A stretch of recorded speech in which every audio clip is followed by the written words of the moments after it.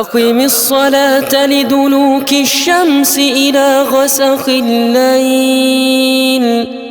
وقرآن الفجر إن قرآن الفجر كان مشهودا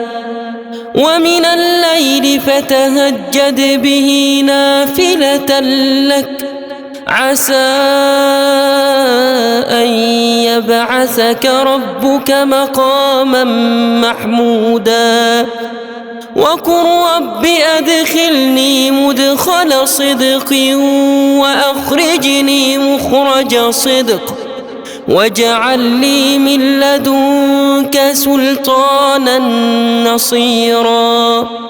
وقل جاء الحق وزهق الباطل إن الباطل كان زهوقا وننزل من القرآن ما هو شفاء ورحمة للمؤمنين